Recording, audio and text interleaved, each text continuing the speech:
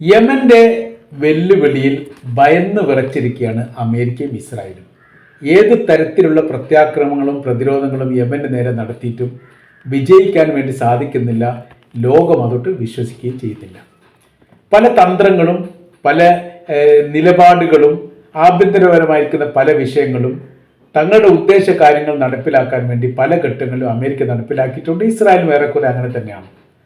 പക്ഷേ യമനുമായിട്ട് ബന്ധപ്പെട്ട വിഷയം വന്ന സമയത്ത് ഇവർക്ക് പ്രതികരിക്കാൻ വേണ്ട വിധം സാധിക്കുന്നില്ല എന്നുള്ള ഒരു ജാള്യതയും ഒരു അപമാനവും നിലനിൽക്കുകയാണ്. പറയുന്ന കാര്യം, യമൻ എന്ന് പറയുന്ന ഒരു കുഞ്ഞു രാജ്യം ലോകത്തിൽ അതിശക്തരായിരിക്കുന്ന രണ്ട് രാജ്യങ്ങളെ ഒരേ സമയം നേരിട്ടുകൊണ്ടിരിക്കുകയാണ്. ഇസ്രായേലിലേക്ക് മിസൈൽ അയക്കുന്നു, അങ്ങനെ തന്നെ അമേരിക്കയുടെ കപ്പലിൽ നിൽക്കുന്ന ചെങ്കടലിലേക്ക് മിസൈൽ അയക്കുന്നു. ഇത് രണ്ടിനെയും പ്രതിരോധിക്കാൻ സാധിക്കാത്ത വിധം കപ്പലിന് നാശം ഉണ്ടാകുന്നു. ഇസ്രായേലാണെങ്കിൽ അവരുടെ പ്രദേശത്ത് വീട് കൊണ്ട് തീപിടുത്തങ്ങളും നാശങ്ങളും നഷ്ടങ്ങളും അങ്ങനെയും ഉണ്ടാകുന്നു. ലക്ഷ്യം വെക്കുന്നത് എയർപോർട്ടിനെയാണ്. Ben-Gurion airport international എയർപോർട്ടാണ്. ഇസ്രായേലിലെ ഏറ്റവും വലിയ എയർപോർട്ടാണ്.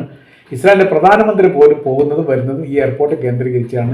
ഇതിനെ ലക്ഷ്യം വെച്ചുകൊണ്ടാണ് യമനിൽ ആക്രമണം വരുന്നത്. അപ്പോൾ അവിടെ വിഷയങ്ങളൊന്നും ഇല്ല എന്ന് പറയാമെന്നല്ലാതെ യഥാർത്ഥത്തിൽ വലിയ രീതിയിൽ പെട്ടുകിടക്കുകയാണ് ഇസ്രായേലും അമേരിക്കയും യമന്റെ മുമ്പിൽ എന്നുള്ളതാണ് ഇതിൻ്റെ യാഥാർത്ഥ്യം.